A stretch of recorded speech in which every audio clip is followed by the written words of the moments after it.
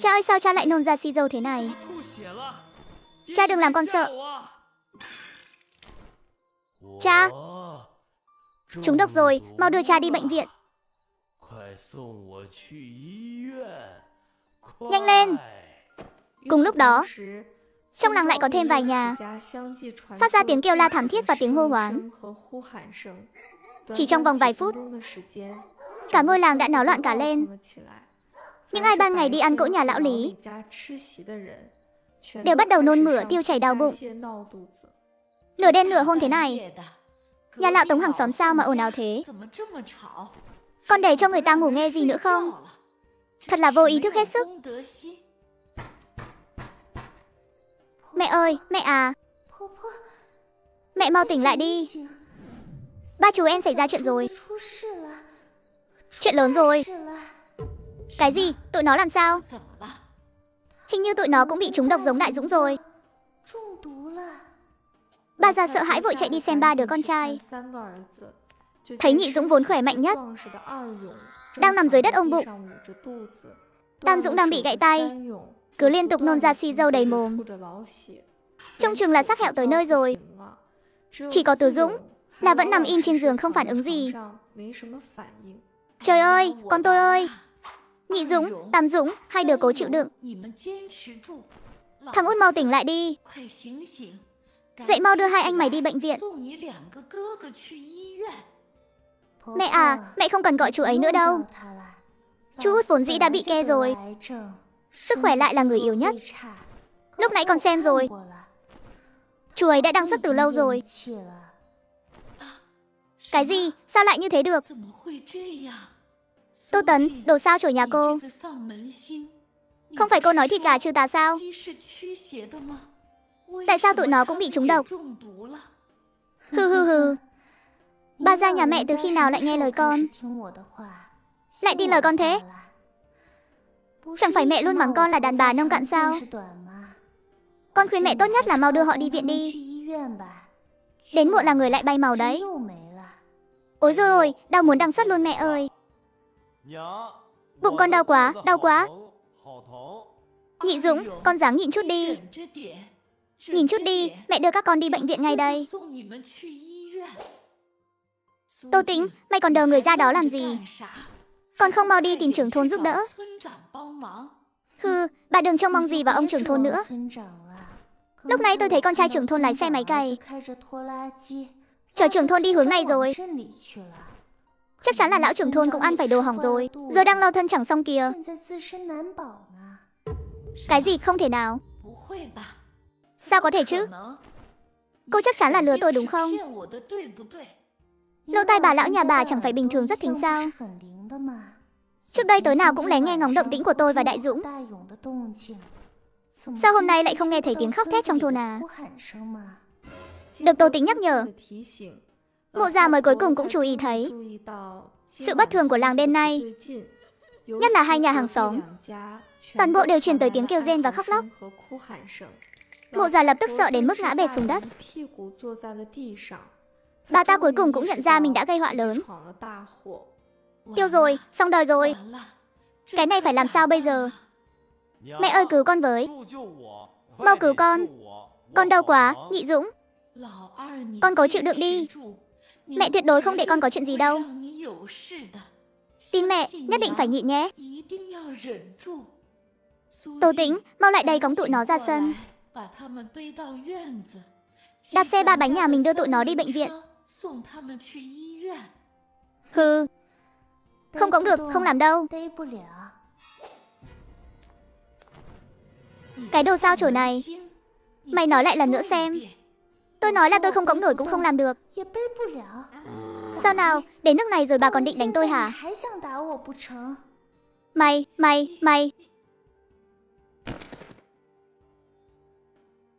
Tô Tĩnh nha, con ngoan. Con là con dâu hiền nhà họ Lý. Mẹ trước đây sai rồi. Sau này mẹ nhất định sẽ đối xử tốt với con. Cầu xin con cứu lấy con trai mẹ với. Thật không ngờ, mụ già đầu óc này lại dám quỳ xuống cầu xin tôi.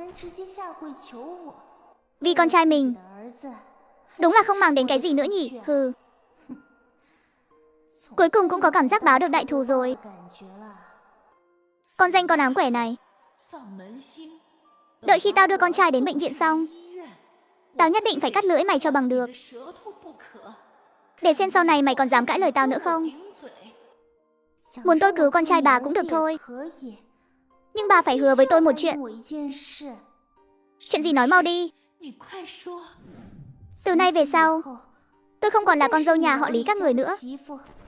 Chẳng còn bất cứ quan hệ gì hết.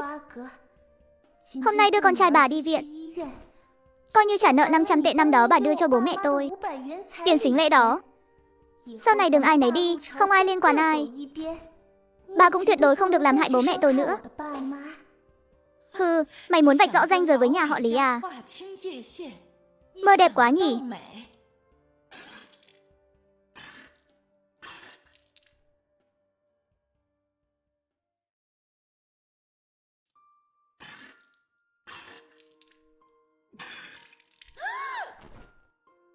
Được, tao đồng ý hết là được chứ gì. Mau đi bệnh viện đi. Nhìn xem thằng Hai sắp không xong rồi kìa. Không vội, bà thề độc đi rồi tôi mới cứu. Được, coi như mày ác. Lão già này xin thề với trời. Từ nay Tô Tĩnh không còn là dâu nhà họ Lý nữa. Tao cũng không đi gây chuyện với bố mẹ nó nữa. Dù nó sống hay đang xuất hay là đi lấy chồng khác, đều không liên quan gì đến chúng ta. Nếu tôi lật lọng, thì cho nhà họ Lý tuyệt tử tuyệt tôn. Cho tôi sống không bằng bay màu. Tốt, lời thề này tôi rất hài lòng. Nhưng mà con trai bà nặng quá. Một mình tôi không cõng nổi. Bà cũng phải phụ một tay. Chúng ta cùng khiêng họ ra ngoài. Cứ thế, ba đứa con trai nhà họ Lý được khiêng ra, rồi nhét vào xe ba gác. Khi tới được bệnh viện thị trấn cách đó hơn 30 dặm, thì trời cũng đã sáng. Thằng út ở nhà đã tắt thở rồi. Thằng ba cũng hẹo trên đường đi. Chỉ còn thằng Hai là thoi thóp, được đưa vào phòng cấp cứu. Ba gia nhà họ Lý vì mấy ngày nay bụng dạ không khỏe, nên không ăn gà, không uống canh. Nhờ vậy mà thoát được một kiếp. Nhưng những người dân làng đi ăn cỗ lại bị bà già này hại thê thảm.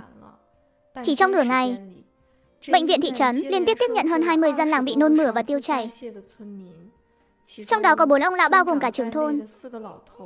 Và 3 bà lão đã không thể trụ vững. Cấp cứu vô vọng, tất cả đều đã đăng xuất. Nhưng dân làng trẻ tuổi khác có sức khỏe tốt, dù giữ được mạng sống, nhưng cũng bị sốt ruột trong một trận tơi bời. Tiền viện phí cũng là một khoản chi không hề nhỏ. Ba gia nhà họ Lý vì thế mà chọc giận mọi người. Người nhà các bệnh nhân hận bà ta đến ngửa răng. Sau đó, dưới sự dẫn dắt của con trai trưởng thôn, đã bao vây bà già lại. Mụ phù thủy đáng bay màu này, sao bà còn chưa đi đăng xuất đi hả mụ độc phụ này? Bà hại cả cái làng này rồi. Hôm nay nhất định phải lột da bà ra. Đúng thế, nếu không phải vì bữa tiệc độc đó của bà, thì ông nhà tôi có ra đi thảm thế này không? Bà đền mạng chồng cho tôi. Đồ sao chổi, đồ xui xẻo. Mầm họa của làng này chính là bà. Hôm nay không tiễn bà đi thì không trút được cơn giận này. Xử lý mụ độc phụ này đi. Phải trả thù. Đừng đánh mà. Mọi người nghe tôi giải thích đã. Tất cả là tại con sao chổi Tô Tĩnh. Nó bảo tôi là để trừ tà. Ăn gạo độc cũng không sao, chẳng liên quan gì đến tôi cả. Mẹ, sao lòng dạ mẹ độc ác thế? Lỗi mình gây ra mà lại đi đổ vấy lên đầu con. Con cũng là nạn nhân mà. Nếu không vì ăn bát cơm mẹ nấu, đứa con trong bụng con cũng không mất rồi. Hừ, bà già này độc địa thật đấy. Cả cái làng này ai mà không biết. Tô Tĩnh là một đứa con dâu nhu nhược, suốt ngày hết bị bà đánh lại bị bà mắng. Bà nói một nó không dám cãi hai, giờ còn dám đổ hết trách nhiệm lên đầu nó. Bà tưởng bọn tôi là lũ ngốc chắc. Hừ, con nói nhảm với bà ta làm gì? Xử bà đi, dân làng ra tay không chút nương tình. Đánh gãy luôn hai chân của mụ già ngay tại chỗ. Tiếng la hét thảm thiết vang vọng khắp bệnh viện. Vài phút sau, công an phường đã vội vã chạy đến. Dừng tay, mau dừng tay lại. Anh, sao các người lại có thể hội đồng một bà lão như thế chứ? Có thù hằn sâu nặng gì mà không thể giải quyết êm đẹp được? Chú cảnh sát ơi, là cháu báo án đấy. Bà già này chính là kẻ đã hạ độc cả làng chúng cháu. Mau bắt bà ta lại đi. Cái gì? Chính bà ta đã tiện bổn ông lão đi à? Còn cả ba bà lão nữa. Đúng thế, chính là mụ ta. Cả làng chúng tôi đều có thể làm chứng. Mấy người nhìn xem, các người đánh gãy cả chân bà ta rồi. Giờ tôi mang bà ta đi kiểu gì đây? Cứ để bà ta lại bệnh viện trị thương đi. Mấy người tham gia đánh người này, trước tiên theo tôi về đồn lấy lời khai. Bà già tuy đã được phẫu thuật chân, nhưng xương bánh chè đã nát bấy. Hai cái chân coi như bỏ đi rồi. Nửa đời còn lại chỉ có thể ngồi trên xe lăn. Và khi bà ta tỉnh lại sau cơn hôn mê, tôi tính lại thông báo cho bà ta một tin. Mẹ chồng ơi, con trai cưng nhị dũng của mẹ vì cấp cứu không thành cũng đã xuống dưới đó bầu bạn với cha và đại dũng rồi. Phen này, bốn cha con nhà họ Lý lại được đoàn tụ đông đủ dưới suối vàng rồi nhé. Không thể nào, tôi không tin. Tôi không tin. Mày đang lừa tao, mày. Bà già chịu không nổi đả kích, lại ngất lịm đi lần nữa. Kể từ ngày hôm đó, tâm thần bà ta bắt đầu không bình thường. Suốt ngày ánh mắt đờ đẫn, miệng thì lầm nhầm lầm bầm. Hẹo hết rồi, hẹo sạch rồi. Nhà họ Lý tuyệt tự rồi. Nhà họ Lý tuyệt tự thật rồi. Bà già vì ngộ sát mà làm dân làng ra đi, cuối cùng đã phải nhận trừng phạt thích đáng. Phần đời còn lại chỉ có thể sống trong trại tâm thần. Còn Tô Tĩnh đã lấy được sổ tiết kiệm của nhà họ Lý, trong đó có 5 vạn tệ mà họ tích cóp bấy lâu.